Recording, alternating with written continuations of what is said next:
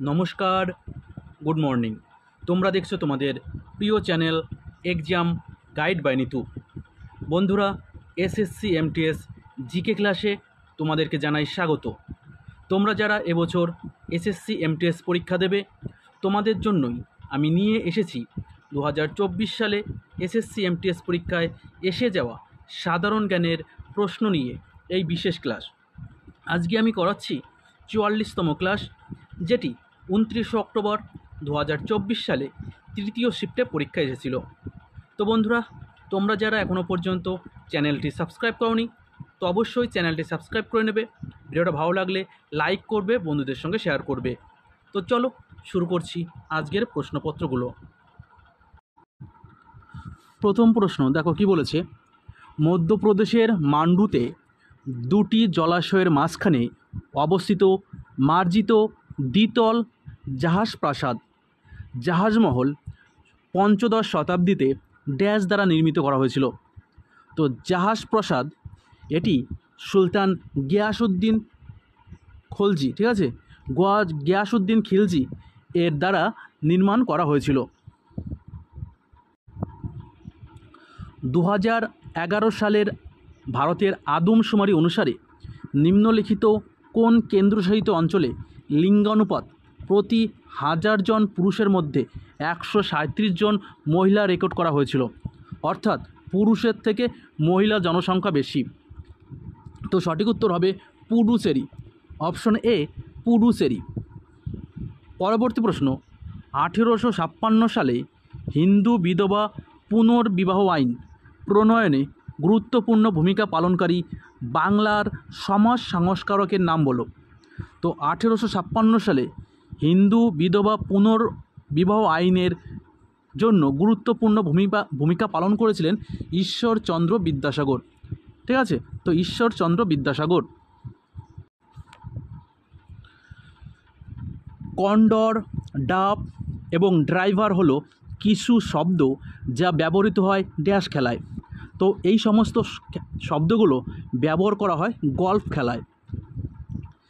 তিজনবাই কোন নাচের সঙ্গে সম্পর্কিত? খুবই গুরুত্বপূর্ণ একটি প্রশ্ন। তো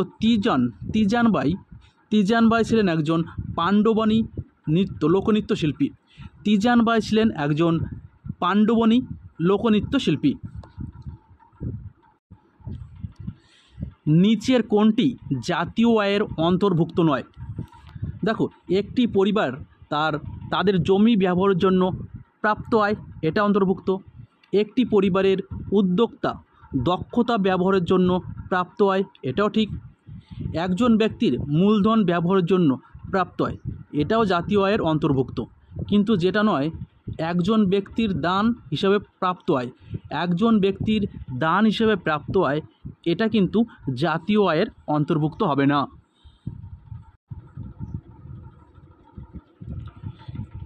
এম বালমুরালী কৃষ্ণকে 1991 সালে নিম্নলিখিত কোন ক্ষেত্রের জন্য পদ্মবিভূষণ প্রদান করা হয়েছিল? তো বালমুরালী কৃষ্ণকে 1991 সালে কর্ণাটকী সঙ্গীতের জন্য পদ্মবিভূষণ পুরস্কারে সম্মানিত করা হয়েছিল। জন বিল মেলা প্রতি বছর কোন স্থানে অনুষ্ঠিত হয়? তো সঠিক উত্তর হবে আসাম। জন বিল মেলা প্রতি বছর আসামে অনুষ্ঠিত হয়। 297 খ্রিস্টপূর্বাব্দে চন্দ্রগুপ্ত মৌর্যের উত্তরসূরি হিসাব কোন শাসক ছিলেন? তো চন্দ্রগুপ্তের উত্তরসূরি ছিলেন কে? বিন্দুসার। তো সঠিক উত্তর হবে বিন্দুসার। চন্দ্রগুপ্ত মৌর্যের উত্তরসূরি ছিলেন বিন্দুসার। ভারতে একটি ফেডারেল আদালত প্রতিষ্ঠার জন্য নিম্নলিখিত কোন আইনের বিধান ছিল? তো সঠিক উত্তর হবে 1935 সালের ভারত সরকার আইন। তো 1935 সালের ভারত সরকার আইনে ভারতে একটি ফেডারেল আদালত প্রতিষ্ঠার বিধান রয়েছে। পরবর্তী প্রশ্ন, এনজাইম দ্বারা বেশ কিছু জৈবিক প্রক্রিয়া অনুঘটিত হয়। কোষের কোন অংশে পাচক এনজাইম থাকে? তো কোষের লাইসোজোমে এই পাচক এনজাইমগুলো থাকে। Option C lysosome. লাইসোজোমে এই পাচক এনজাইম থাকে। ভারতের প্রথম সফল কাপড়ের মিলটি কোথায় প্রতিষ্ঠিত হয়েছিল? তো সঠিক উত্তর হবে মুম্বাইতে। মুম্বাইতে ভারতের প্রথম সফল কাপড়ের মিলটি প্রতিষ্ঠিত হয়েছিল। কত সালে? 1854 সালে। পরবর্তী প্রশ্ন, থার্মোহ্যালাইন সঞ্চালন বিশ্বজুড়ে নিম্নলিখিত কোন গুরুত্বপূর্ণ পরিবেশগত কারণগুলোকে সরাসরি প্রভাবিত করে?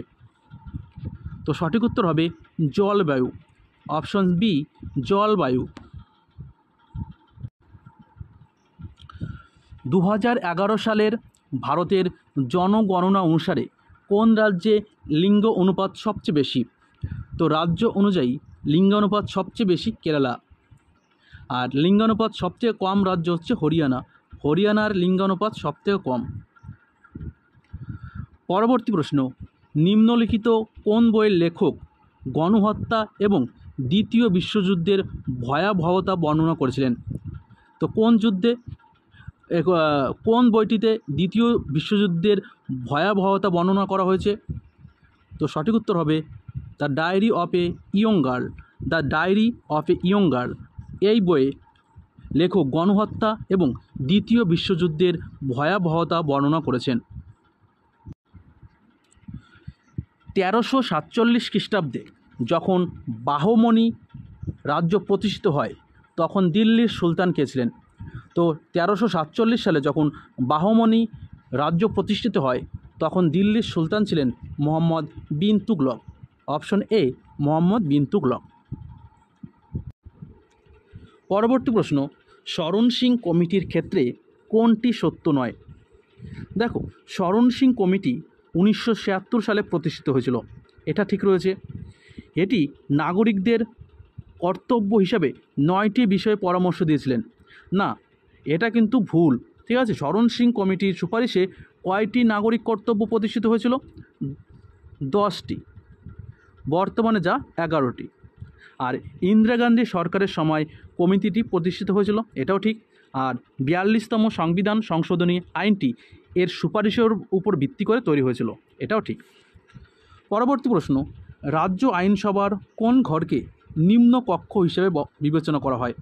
তো রাজ্য সরকারের ক্ষেত্রে বা রাজ্য আইনসভার ক্ষেত্রে বিধানসভা হচ্ছে নিম্নকক্ষ, আর উচ্চ কক্ষের হচ্ছে বিধান পরিষদ। ভারতের 6টি রাজ্যে এই বিধান পরিষদ রয়েছে। পরবর্তী প্রশ্ন, পচনকারী দ্বারা জৈব পদার্থকে সরল যৌগে ভেঙে ফেলার প্রক্রিয়ার নাম কি? তো পচনকারী দ্বারা জৈব পদার্থকে সরল যৌগে ভেঙে ফেলার প্রক্রিয়াকে বলা হয় পচন। অপশন ডি সঠিক উত্তর।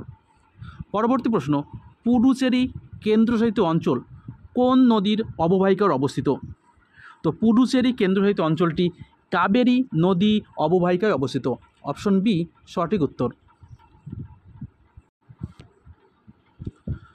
2023-24 সালে প্রস্তাবিত 1961 সালের আয়কর আইনের কোন ধারা 75 বছর বা তার বেশি বয়সী প্রবীণ নাগরিকদের আয়কর রিটার্ন দাখিল থেকে অব্যাহতি দেওয়া হয়? তো সঠিক উত্তর হবে ধারা 194 ধারা 194 বলা রয়েছে। নিম্নলিখিত প্যারা অ্যাথলিটদের মধ্যে কোন অ্যাথলিট হাই জাম্প ইভেন্টের সাথে সম্পর্কিত?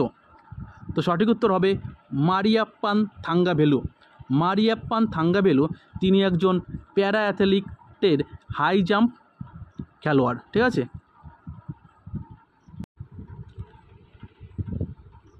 সম্পূর্ণ দহনের পর 0.25 গ্রাম জৈব যৌগ 0.13 গ্রাম জল দেয়।